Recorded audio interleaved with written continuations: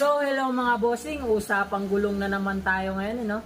Ang magiging modelong gulong pala natin ngayon ay isang kilalang brand na din dahil nga sa tibay, kapit at performance nito sa kalsada. Ito nga po pala ay ang Dunlop tire. Ayan, ito po.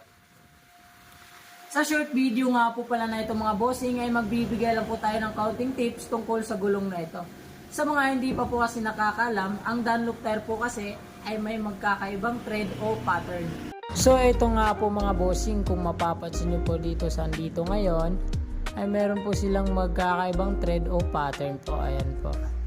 Itong isa nga po pala ay tinatawag na Dunlop Scotch Smart 2F, habang itong isa naman po ay Dunlop Scotch Smart 2. Kung titingnan nyo po sa bandang gilid ay halos wala po silang pinagkaiba. Ayan po. Pero kung papansin niyo po sa bandang gitna ay may guhit po yung isa, habang yung isa naman po ay wala. Ayan po. Yung may guhit po pala, ayun po yung Dunlop Scotch Smart 2F, habang yung wala naman po ay yung Dunlop Scotch Smart 2. Ayan po. Yan po yung pinagkaiba nila. Yung andito nga din po pala ngayon ay 110/70/13 at saka 130/70/13. Ayan po, stock size po ng pang NMAX. Ayan. Pwede sa rough road, lalong-lalo na po sa highway. So dito naman po pala tayo sa isa. Kung mapapansin nyo po ay may malaking pinagkaiba po sila sa thread o pattern nung nauna. Ayan po. Ito nga po pala ay ang Dunlop D115. Ang sukat nga po pala nito ay 90/80/14. Ayan po. Pwede sa pang Honda Click, Honda Beat, M3. Kayo na pong bahala kung saan nyo po ikakabit. Basta siguraduhin nyo lang po na walang sabit o hindi po sasabit. Ayan po.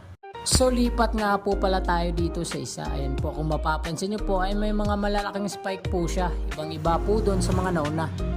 Ayan po. Ang tawag nga po pala sa gulong na ito ay Dunlop D6 Offer F. Ayan po. Kung kayo po ay mahilig sa adventure, rough road, ito po bagay sa inyo. O kung kayo po ay laging nadaan sa lubak-lubak na daanan, ito po. Pwede sa highway, lalong-lalo na po sa rough road. Ayan. So ayun nga po pala yung mga design sa sporty natin. May Dunlop Scotch Smart 2F, Dunlop Scotch Smart 2, Dunlop D6 Offer F at saka Dunlop D115. Dito naman po tayo sa isa. Ayan. Ito nga po pala, ito po yung size 17 natin. Ayan po. Kung mapapansin nyo po, ito po yung thread o pattern nya. Ayan po, ibang iba po doon sa mga nauna. Ayan po. Etong sukat nga po pala nito ay 90/90/17. Ayan po, pwede pang reader, pang sniper. Ayan nga po, basta siguraduhin nyo lang po na walang sabit o kakasya po ito sa kakabitan nyo. Ayan po. So ayun nga po, lipat po tayo dito sa gilid ng gulong nyo po. Ayan, kung mapapansin nyo po ay may mga sulat po dyan sa gilid ng gulong nyo. Ayan po, isa-isahin po natin. Ayan. Unang-unang mapapansin nyo po dyan ay yung pong manufacturer's name o yung pinaka-brand ng gulong natin. Ayan po. Yung pinaka-brand ng gulong natin ay yun po yung Dunlop tire. Ito po yung Dunlop tire. Ayan.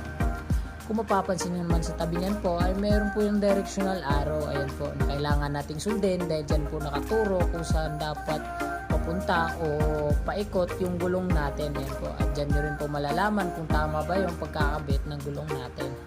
May indicator din po pala iyan na kung tubeless o tube type po ba yung gulong natin. Ayan po. So yung Dunlop tire po natin ay tubeless po yung nakalagay. So pang tubeless po siya. Ayan po.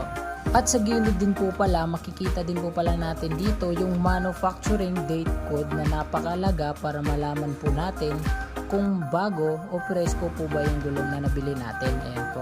So yung nakalagay po pala dito ay 24/24. So 24 weeks of 2024. Ayan po, so bago pa po siya. At sa gilid din po pala ay makikita nyo din po dyan yung country origin o kung saan po gawa yung gulong nyo. Ayan po. So made in Indonesia. Ayan, so gawa po sa Indonesia yung Dunlop tire natin. Ayan po. And ayun po, lipat naman po tayo dito sa pinakasukat ng gulong natin. Ayan po.